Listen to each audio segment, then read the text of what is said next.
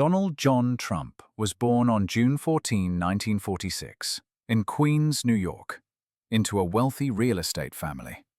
His father, Fred Trump, was a disciplined and ambitious property developer who built affordable housing for working-class Americans. His mother, Mary Ann, a quiet woman from Scotland, upheld deep Catholic values. Donald was the fourth of 5 children, and even as a boy he stood out. Restless, headstrong, and always craving attention. His childhood was shaped by dinners ruled by structure and silence, where Fred's voice was law. The expectations were clear: be tough, be practical, and never show weakness. Donald quickly realized that in a household like his, survival and success meant outshining the rest. He often clashed with teachers, got into fights, and challenged every rule. His energy was raw, his defiance relentless. At age 13, after repeated warnings from school, his father sent him to the New York Military Academy, a strict institution modeled after army discipline. For many kids, this would have felt like punishment, but for Donald, it became a proving ground. Wearing uniforms, following commands, and rising through the ranks, he discovered the thrill of leadership. He learned how to command respect, make himself seen, and push others aside when necessary. The academy didn't soften him, it sharpened him. Those early years planted in Donald a worldview built around winners and losers, a battlefield where you had to dominate or disappear. He adopted his father's toughness, but added to it a flair for boldness. Whether it was in the dining room, on the parade field, or in a crowded classroom, young Donald Trump refused to be a background character. He would either lead or break the rules until he could. Controversial as it may be, Donald's youth was a story of power, pressure, and the formation of a fighter's mindset. The mischievous boy from Queens, shaped under the weight of legacy and ambition, had already begun walking the path that would one day lead him to towers, boardrooms, and the White House. After graduating from the New York Military Academy, Donald Trump pursued his education with a clear goal: to inherit and expand his father's empire. He started at Fordham University, but soon transferred to the Wharton School at the University of Pennsylvania, a place known for shaping financial titans. For Donald, it wasn't just an elite institution, it was a launchpad into the business world. Not as a novice, but as a successor. At Wharton, Donald wasn't known for his grades, but for his confidence and ambition. While classmates worried about exams and internships, he was already making calls, studying real estate deals, and learning the business alongside his father. He trained his eye to look at empty lots and see skyscrapers. He absorbed the power of boldness, and began to understand that a name could become a brand, a mindset far ahead of its time. After graduating in 1968, Donald officially joined the family business, Elizabeth Trump and Son. But he soon realized that Brooklyn, where his father had built affordable housing, was too small for his vision. He wanted Manhattan. He wanted gleaming towers, landmark deals, and the bright lights of the city that never sleeps. The 1970s were a time of crisis for New York, with rising crime and a crumbling economy. But where others saw chaos, Donald saw opportunity. With a gambler's eye and a showman's instinct, he began negotiating with city officials, scouting crumbling properties, leveraging tax abatements, and making bold moves that others were too cautious to attempt. Critics called him reckless, even arrogant, but Donald believed attention was a form of capital. The more people talked about him, the more power he gained. Donald Trump didn't settle for being the heir. He stepped into the spotlight with his own stride, using his name as a weapon and his ambition as fuel. From his earliest steps into Manhattan real estate, he wasn't just trying to build buildings, he was trying to build an empire, one that would carry his name sky high across the skyline of the world. By the 1980s, Donald Trump was no longer a quiet name in real estate. He was a symbol, not just for the buildings he built, but for how he built himself. Loud, bold, unapologetically flashy. As New York began to recover from crisis, Trump dominated headlines with monumental projects that bore his name. Trump Tower, Trump Plaza, Trump Shuttle, each one a silent declaration of power and personality. Trump Tower, the glass and steel jewel rising from Fifth Avenue, became the crown of his empire. Everything about it, from its cascading indoor waterfall and brass-accented staircases to the gold-trimmed penthouse, screamed opulence. Trump wasn't just building properties. He was crafting a fantasy, his own world where subtlety had no place. As his empire grew, Trump expanded into casinos in Atlantic City, an airline, a football team, even the entertainment world. Under the spotlight, he played the role of celebrity businessman, a persona that blurred the line between mogul and performer. Tabloids adored him, and he knew how to exploit attention like a commodity.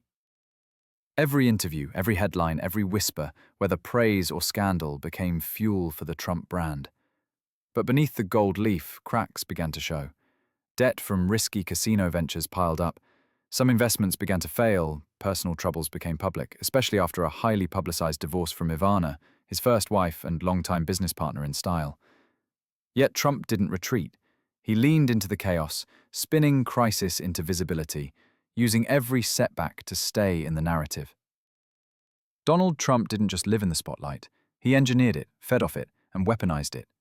In an era when fame and media began to define influence, he was one of the first to understand that attention, even negative, could be power. He wasn't simply part of the culture. He was reshaping it in his image, tower by golden tower. In the early 1990s, Donald Trump faced what he once believed was impossible: failure.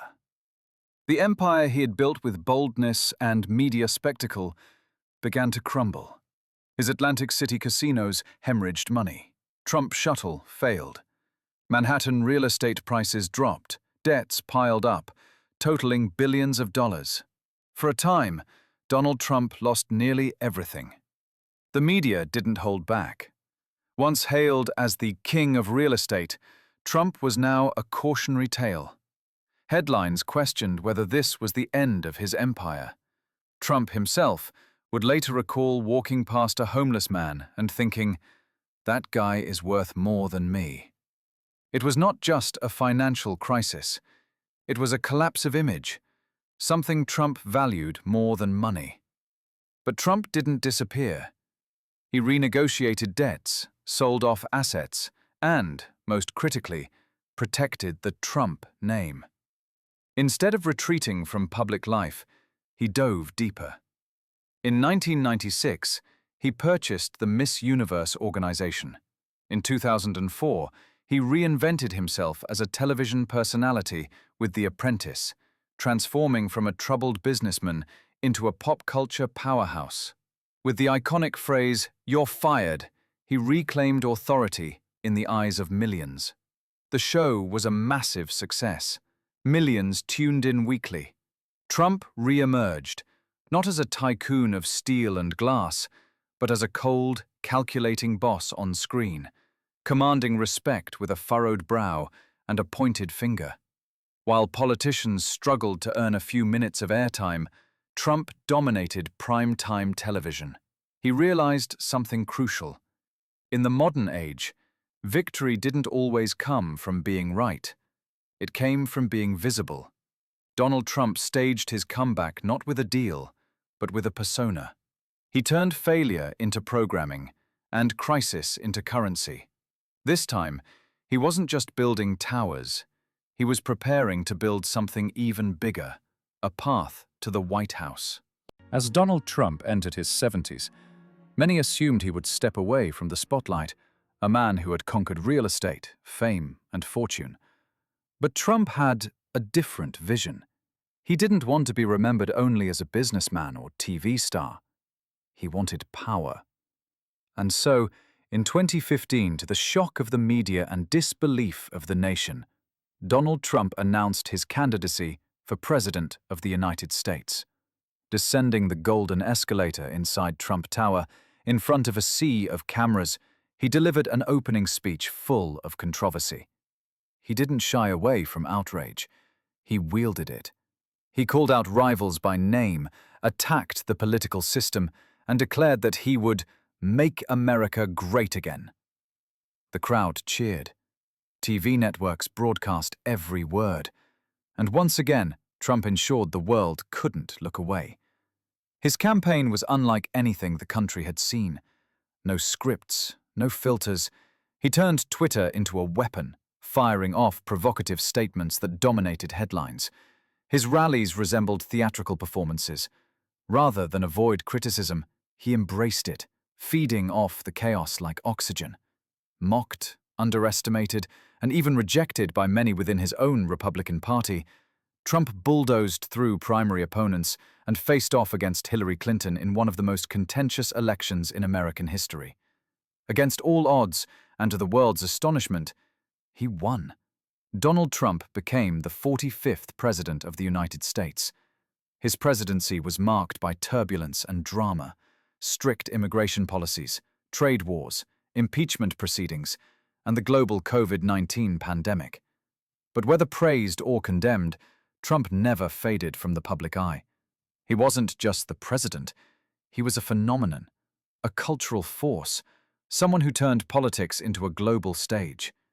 From the rebellious boy in Queens to a television icon, and finally to the Oval Office, Donald Trump's journey proved one thing.